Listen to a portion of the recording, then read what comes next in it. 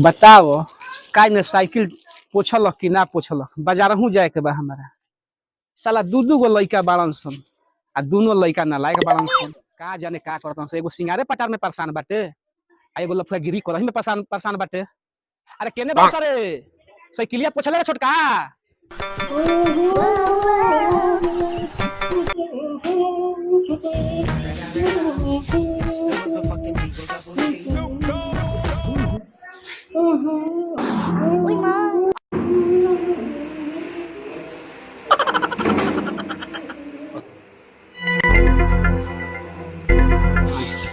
अरे हमर पारो रानी और तारा कहता ना हम चिकन कह देम नु कि हमर बाबू तारा बैठे तो एक सतले रह जाई हम साला कबे से दुआर पर चिल्लातानी आ ई साला बैठ के है जा साइकिल जोरे मजा के साइकिल पोछ हमरा बाजार जाए के बाटे ठीक से पोछ बोल जा कोई सब दूर करने लगा देखत है कैसे पोछता है पोछ है। आजकल के गर्जीवन सही रही तो ही जवान लड़कन के जवानी खराब हो साले कबे से तार हम बकचोदी सुनत तानी। अरे पहले ते ही बता कि पहले बड़का के होई तब न तोर बियाह होई। जब तोरा उतने बंदूक में गर्मी हो तो जाके कोपचा में फायर कर दे। बाबूजी हम आ गई नी। हमार बारे आ गई साले के बानर के चोगले से साले के मुंह बा कतना अगुआ आइले आ लात से ठेल के चल गेले आई साला बुढ़वा बाप के पहले बड़का लड़का के शादी करो ओकर शादी होई आ लागत है कि जिंदगी में सलाम लोग के बाबूजी देखो ये ठीक नहीं हो एक बेटा से निकल है हाथ दोनों बेटा हमारे सारा के नाती कहता कि हमर बानर के चोदला नियम मुंह पटले ये बताओ तू क्या करो। अरे चुप रह साला अगुआ आवे के ठीक है ना आ साले बियाह करे खाती दोनों जना लबला बाइल बाड़न लोग हमारा सपोर्ट में ना बोले लो तो लारे गांव समाज में इज्जत बनैले बाला के दुआरी पर अगुआ मुतहु नहीं खियावत आ गांव समाज में कहलक हम इज्जते बनल बा। तू ठीक कहता रे भाई अरे अगुआ के तो छोड़ तू आई पे तो कुपिया मुके में घुस जाबो।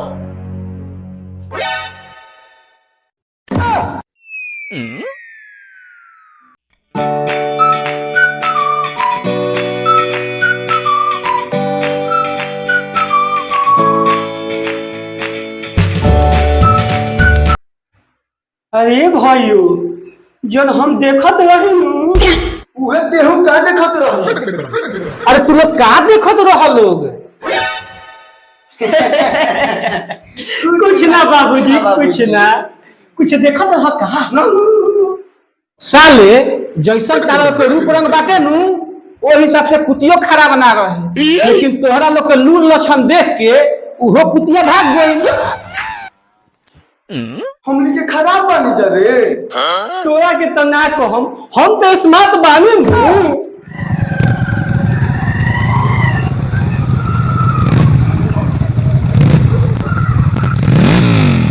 रोकी रोकी रोकी रोकी एजे से चले के बा।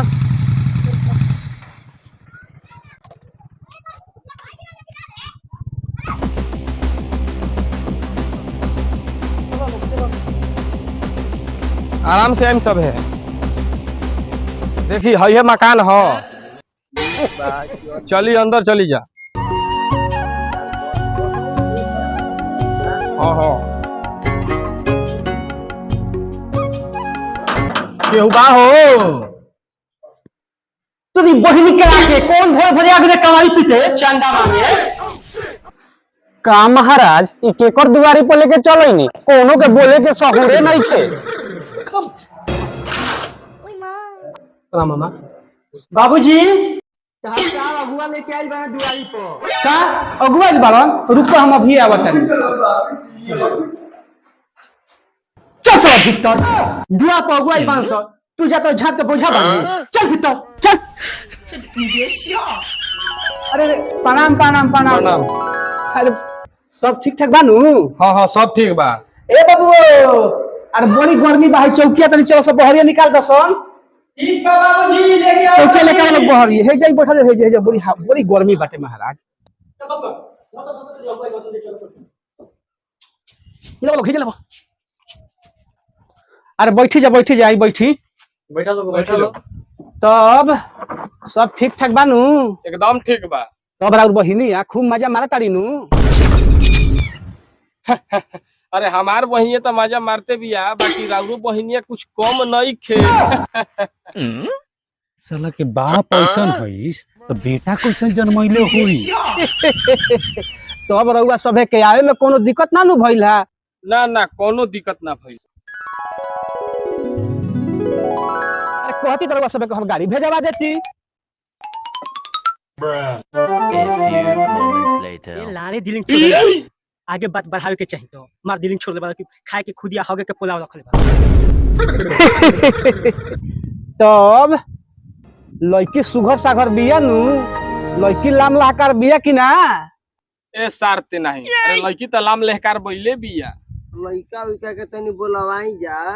अच्छा तो लड़का के तो हम बोलेबे करम रउआ सब तनी नाश्ता पानी कर लीही नाश्ता पानी करी जा बबुआ जाके भइयो को बोला के ले आओ ठीक बा बाबूजी हम जाते हैं। जा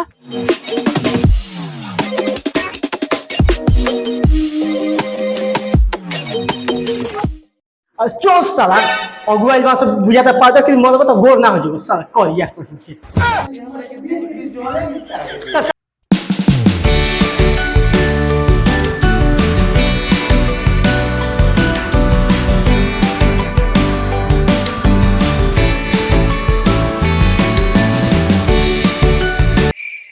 लइका उइका के बोलाई जा तनी समय बीतता। बे महाराज है 6 फीट के लड़का रउरा लौकत नहीं छे।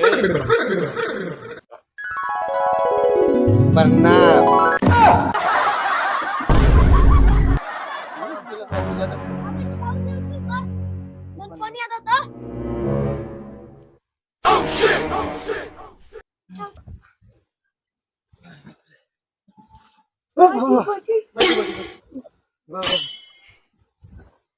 तू बैठा बाबू।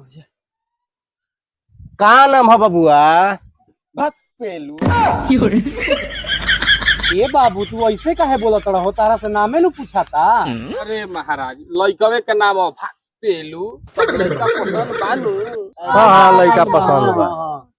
अब लेन देन के बाद आगे बढ़े। हाँ तब राउर का मांग बा।